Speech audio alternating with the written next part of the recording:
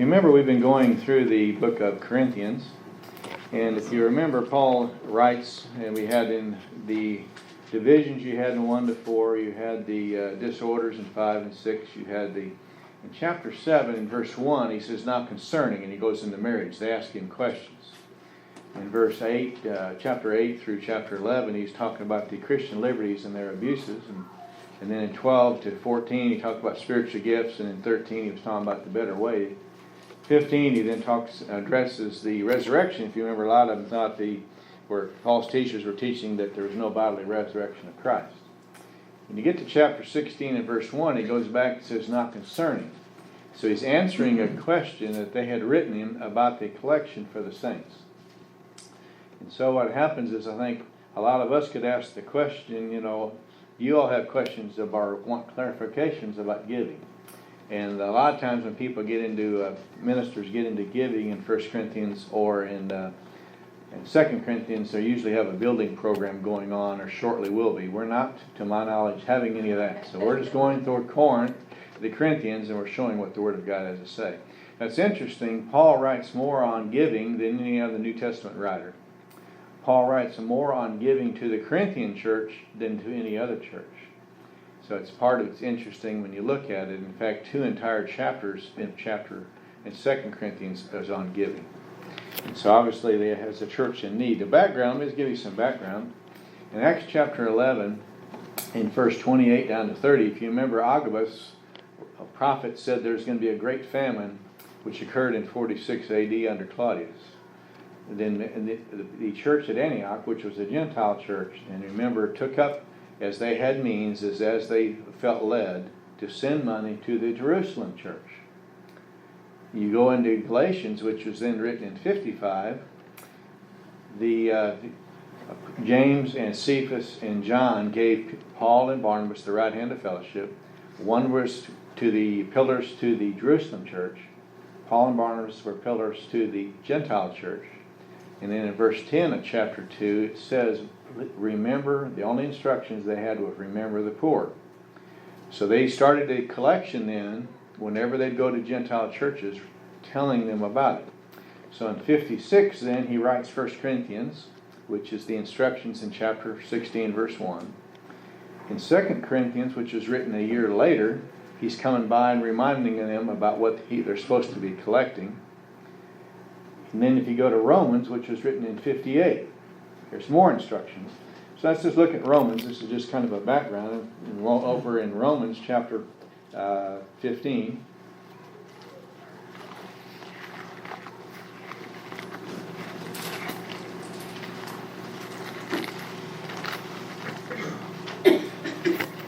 In verse 26 and 27.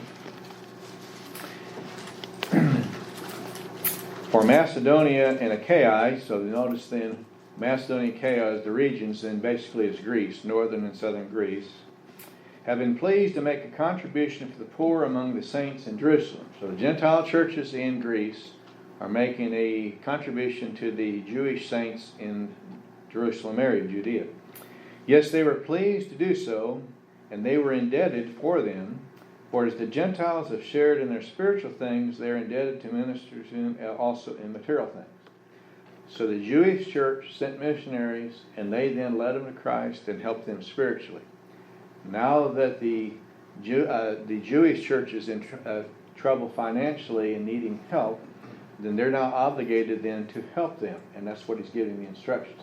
So even though they have not met, because their obligation is because they helped us, now they're in need and we can help them. They helped us with our spiritual need and we can help them with their physical need. When you get into 2 Corinthians, he'll then tell the Corinthians, not only because are you obligated to, it also shows you that you are a believer, and also will unite the Gentile and Jewish church together. And that's very, very true. Anytime somebody is doing things like that, going back and forth, it brings the two together. So that's kind of the background on the part of it. Now remember, he's answering a question. So there's a lot of other teachings on giving that Paul doesn't address because that's not the question he's being asked. So let me just give you, because we're only dealing with 4 verses in Corinthians, let me just give you some past instructions. If you remember in the book of Malachi, If you remember in Malachi chapter 3, each time God through Malachi was then speaking for God, he'd be asking a question, and he would tell him a statement, and then the Jewish nation would say, no, we're not, and then he'd have to prove it. And God then in Malachi chapter 3 says, you are robbing me. And the people said, no, we're not robbing you. And then if you notice in verse 9, it says, you're robbing me by not giving me tithes and offerings. You go into the next verse, and it says, you're also robbing yourself. Because by not giving the Jewish nation, remember under the Old Testament covenant, if you do what you are told to do, then I'll bless you. If you don't, then you're going to be withheld. So they are then, they're not giving the money they should be to the church, to the temple. God's then withholding from them. So in a sense, because they're not giving to God, they're really robbing themselves. You go down to the last two verses, and it also says, and the nations around you are being robbed because they don't see the blessing and the relationship that they should. So part of it is, when you think about it, pondering one's plight. How many of us have ever gotten in trouble because we're not doing what we ought to be doing? Anybody?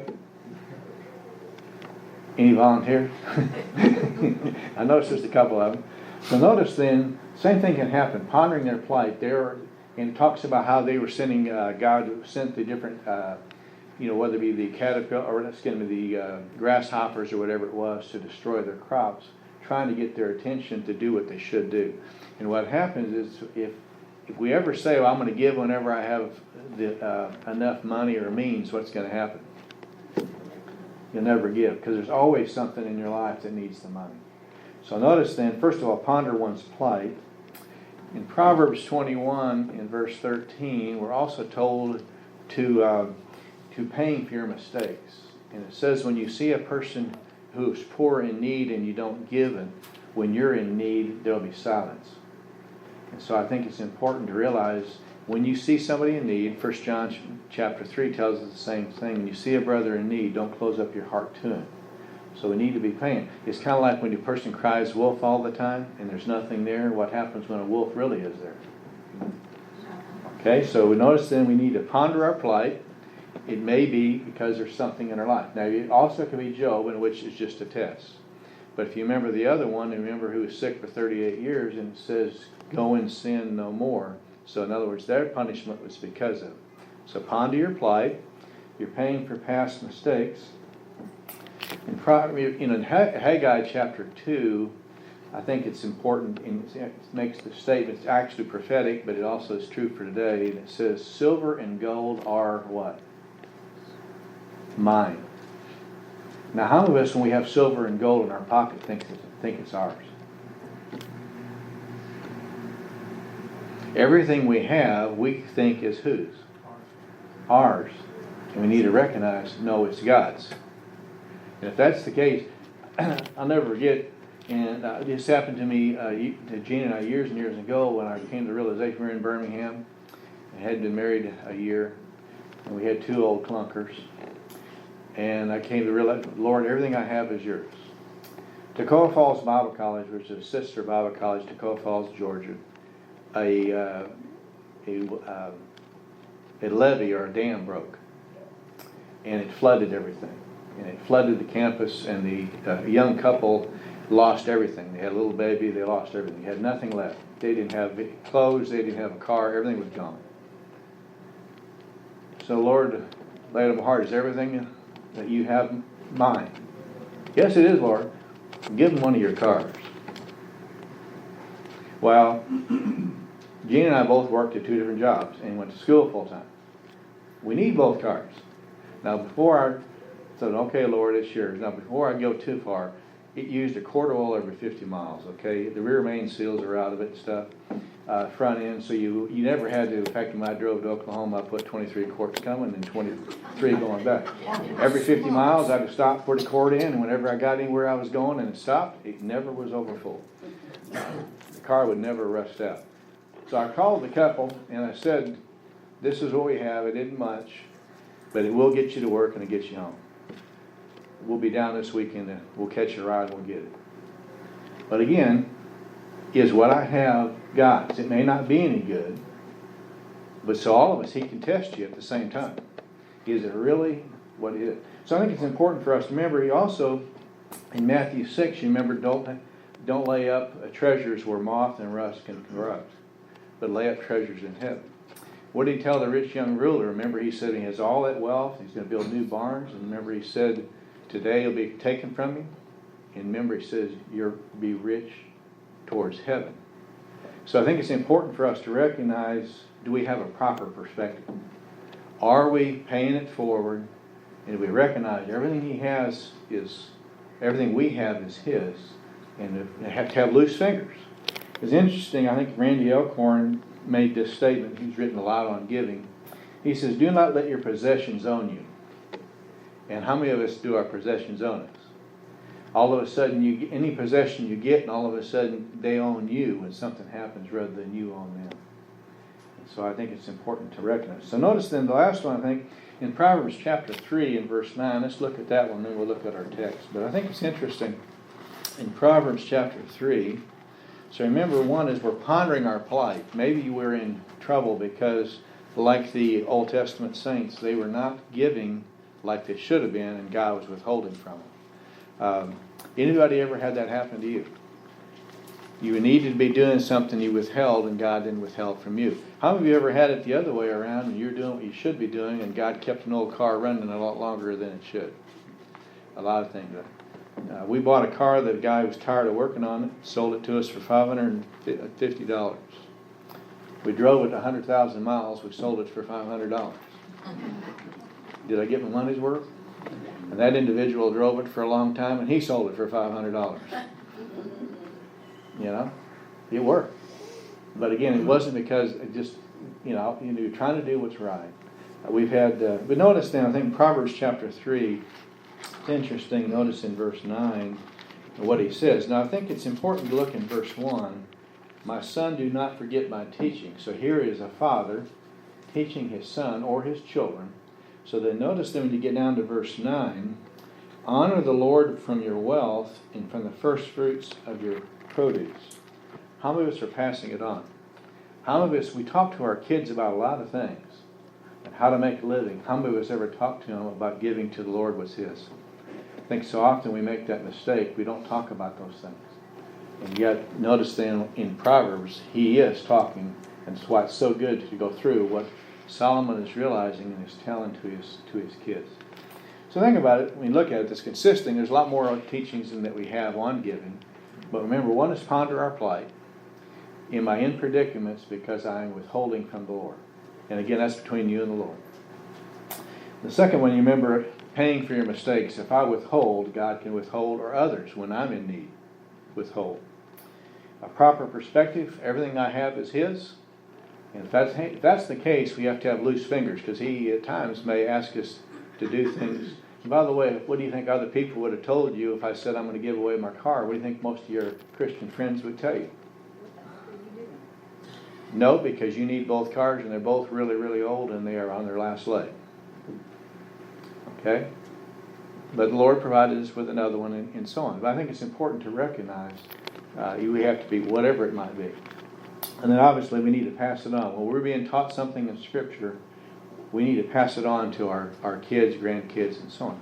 So the question you can ask is, how well are we teaching our children and grandchildren? You saw it this week. Some of you came early. Last week, same thing. Since my mom and dad aren't here, I'll tell them. My dad opens his little coin pouch, and the two little boys that come in, he lets them each grab a coin out of it, and where do they? And then tells them, and they then round it up. And so, if you looked at the offering each morning, why we have a little bit of coins in it, that's why. What's he teaching? When you get something, you give part of it to the Lord. Okay, so there's no time, and it doesn't have to be your kids. We all are teaching, whether we realize it or not. So let's look then at the text he's talking about. Then remember, he's addressing them in 1 Corinthians 16. He's addressing about this collection that the Jerusalem church is in need of, and then the Gentile churches are taking. When you get to Acts 24, they actually bring, several years later, it says he actually brings the offering to Jerusalem. So notice in chapter 16, 1 Corinthians, notice in verse 1, it makes the statement, now concerning the collection for the saints, as I've directed the church of Galatia, so also to you. Galatia is where?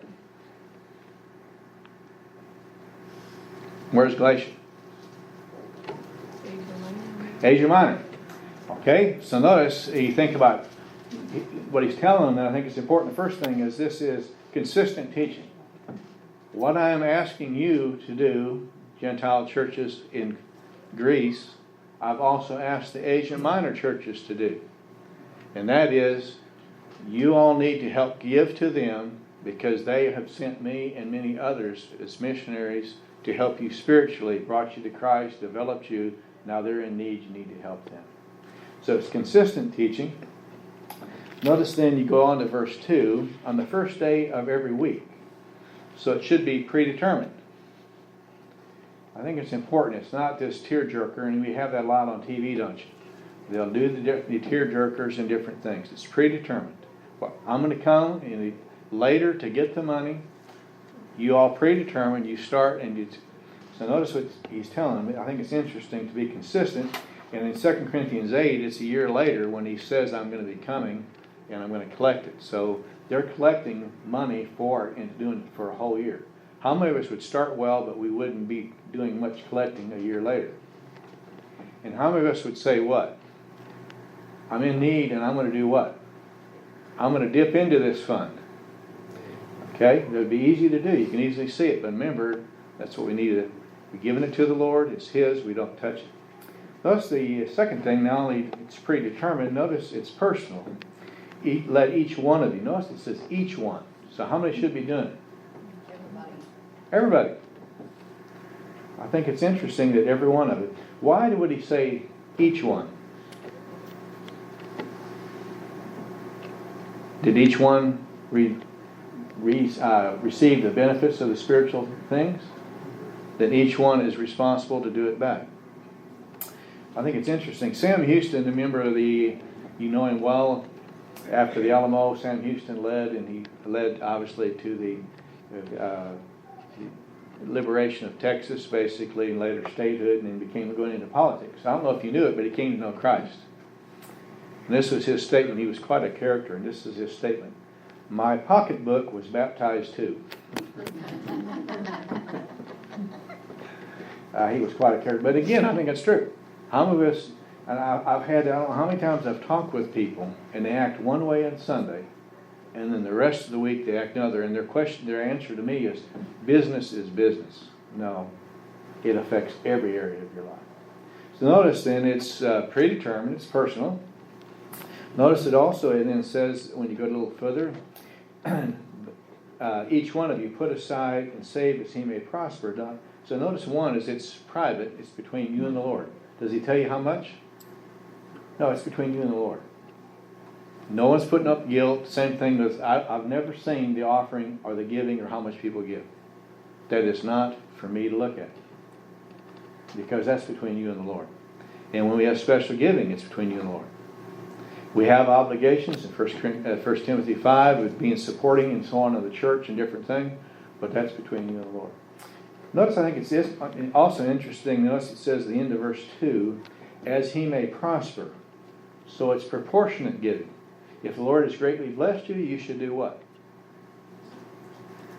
Now, how many times do we get hooked on 10% and the Lord blesses you and all of a sudden you're doing better and better and better, but we still just do what?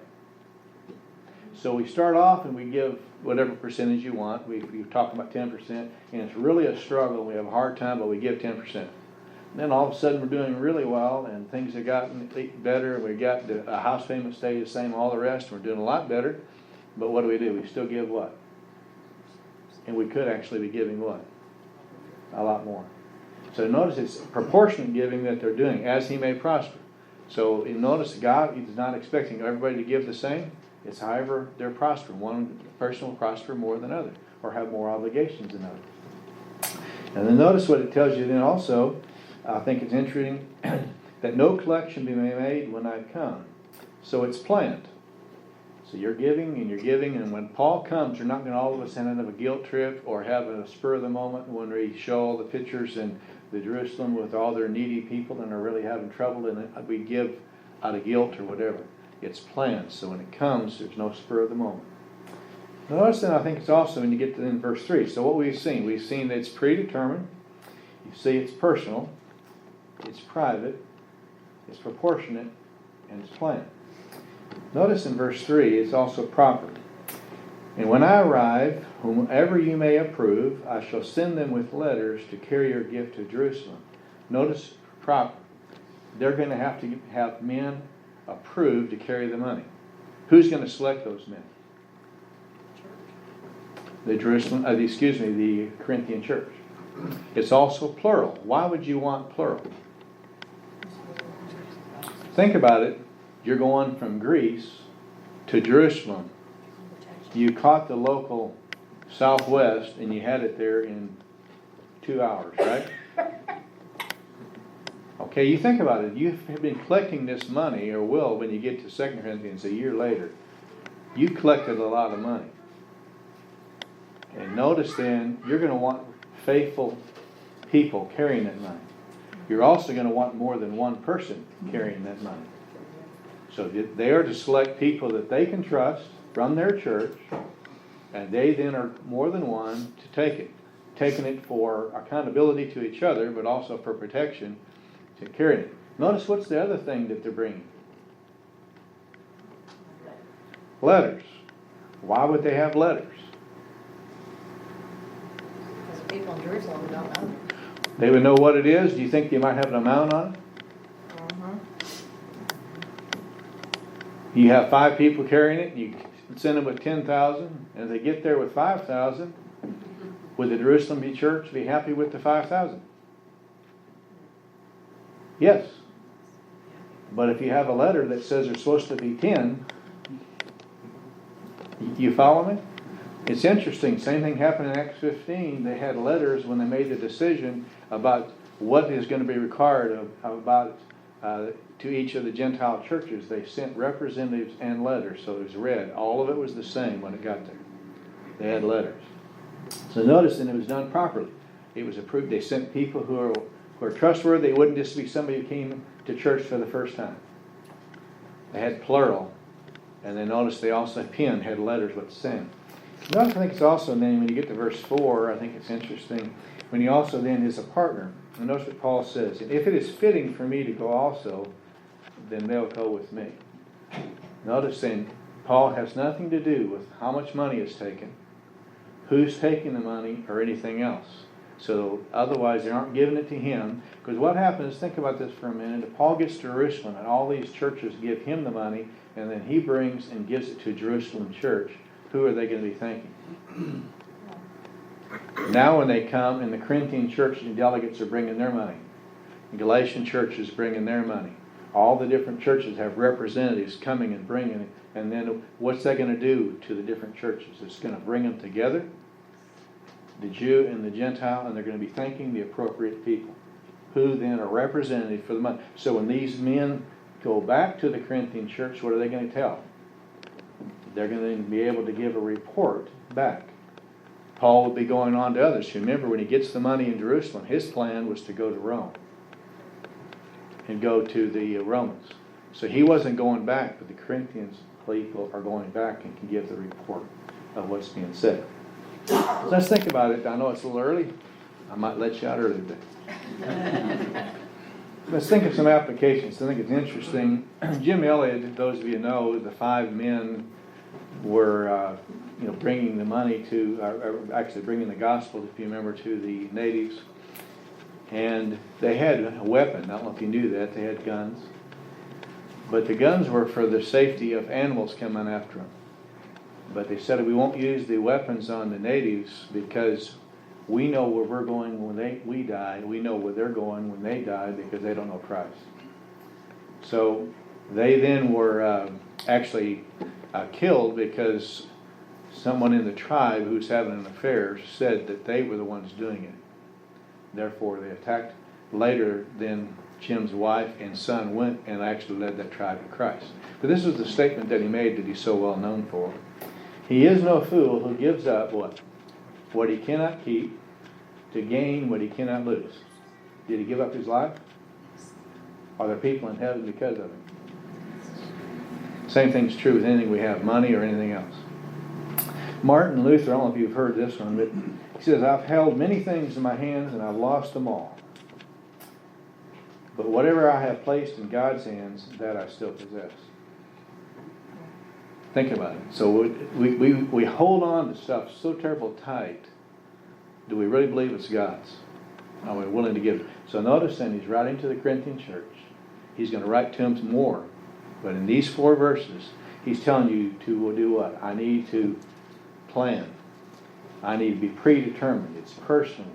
It's private. It's proper. Everything's done properly and given proportionally. Second one, why am I in the predicament I'm in?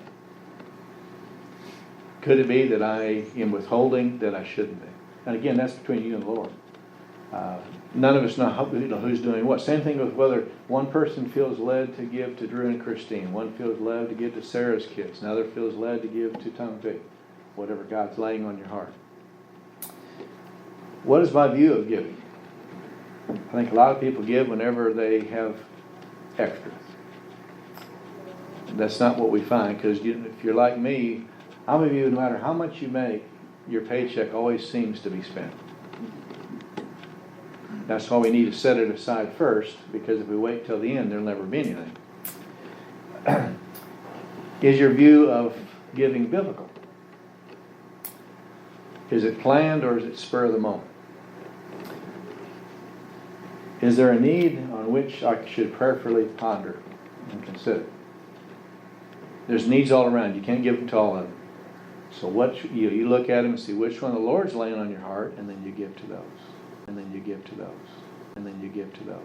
And then you give to